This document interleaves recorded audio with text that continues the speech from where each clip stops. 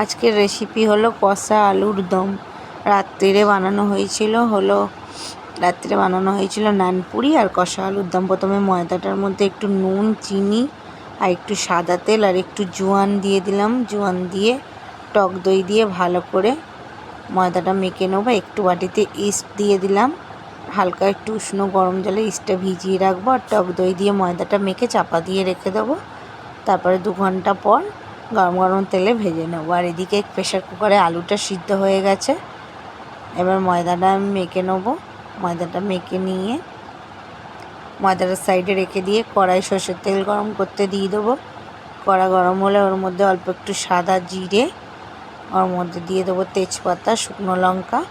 ওগুলোকে লাল লাল করে ভেজে বাটিতে পেঁয়াজ, টমেটো আর কাঁচা লঙ্কা চিড়ে রেখেছি, পেঁয়াজ কুচি, টমেটো কুচি, কাঁচা লঙ্কা ভালো করে দিয়ে লাল লাল করে ভেজে নেবো। আলুটা সিদ্ধ হয়ে গেছে। আলুটা আজকে একটু বেশিই সিদ্ধ হয়ে গেছে। আলুটা আজকে আমি ভাজবো না, অন্য সময় আলু ভেজে আলুর দম করি। আজকে আমি সিদ্ধটা দিয়েই কষা কষা করবো। আজকে অন্যরকমভাবে একটু কষা কষা আলুর দমটা করেছি।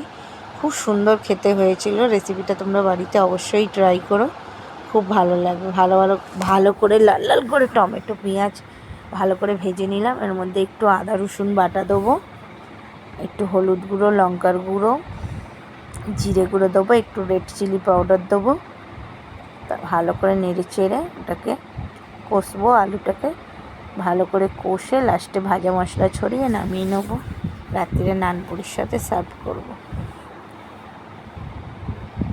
ভিডিওগুলো তোমাদের কেমন লাগছে অবশ্যই কমেন্ট করে জানিও। আমি তো প্রথম ভিডিও বানাচ্ছি, কেউ অতটা কমেন্ট করোনি। আপাতত কমেন্ট করলে বুঝতে পারবো ভিডিওটা ভালো হচ্ছে কিনা, সকলের ভালো লাগছে কিনা। ভালো করে এগুলো নেড়ে চেড়ে পেঁয়াজ, টমেটো, আদা রসুন দিয়ে ভালো করে নেড়ে চেড়ে লাস্টে আলুটা দিয়ে ভালো করে কষা কষা করে নামিয়ে নেবো। একটু ধনেপাতা কুচি দিয়ে দিলাম। ধনেপাতা দিলে টেস্টটা বেশ অন্যরকম লাগে। ধনেপাতা আনাই হয় না, ধনেপাতা এনে রাখলে পচেও যায় বাড়িতে।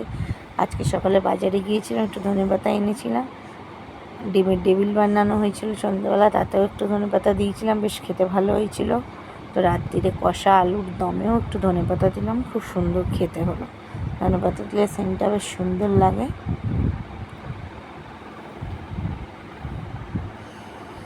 ওই আদা রসুন বাটাটা দিয়ে দিলাম। তারপরে ওই আদা রসুনের বাটিটা অল্প একটু ধুয়ে জলটা দিয়ে দেবো। দিয়ে ভালো করে নেড়ে চেড়ে একটু আদা রসুনের গন্ধটা কেটে গেলে তারপরে আলুটা দেবো।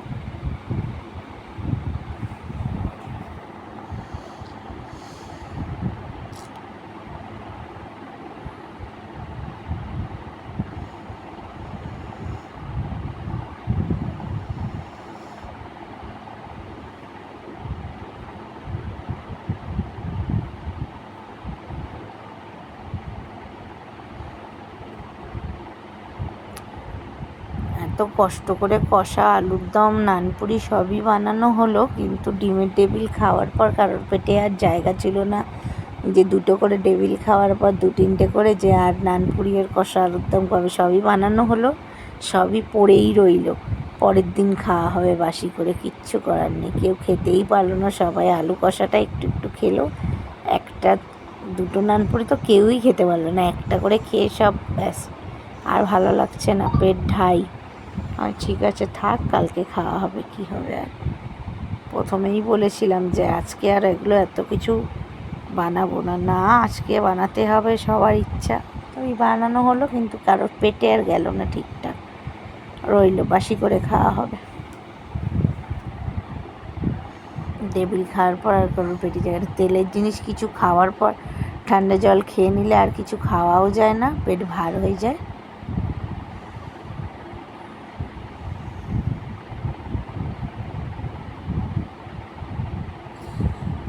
সবাই অবশ্যই কমেন্ট করো, তাহলে আমি আরও ভিডিও বানাতে পারবো। কমেন্ট করলে আমি বুঝতে পারবো যে ভিডিওগুলো ঠিকঠাক বানাতে পারছি কি না, কেন আমি নতুন বানাচ্ছি। ইচ্ছা তো অনেক দিন ধরেই হতো, তো যাই হোক, অনেক বলে কয়ে আমার বরের অতটা ভালো লাগে না ফোনে ভিডিও বানাই বা কিছু, অনেক বলে বলে বলে বলে যে আমি বানাবো, একটু আমাকে করে দাও, আমি রান্নার ভিডিও বানাবো। আমার ভালো লাগে রান্না করতে, ভিডিও বানাতে। অনেক বলে কয়ে তারপরে ফোনে সব ঠিকঠাক করে দিয়েছে ভিডিও করার জন্য।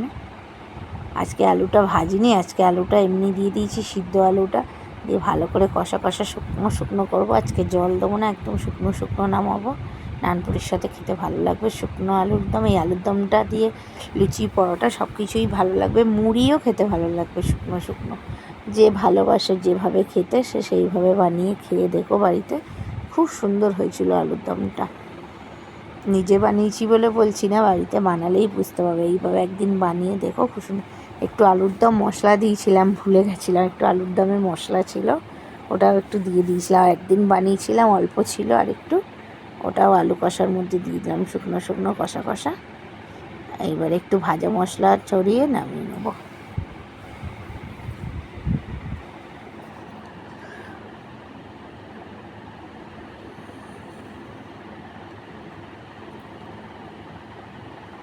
ওকে, গুড নাইট বন্ধুরা, সকালে ভিডিওটা দেখো।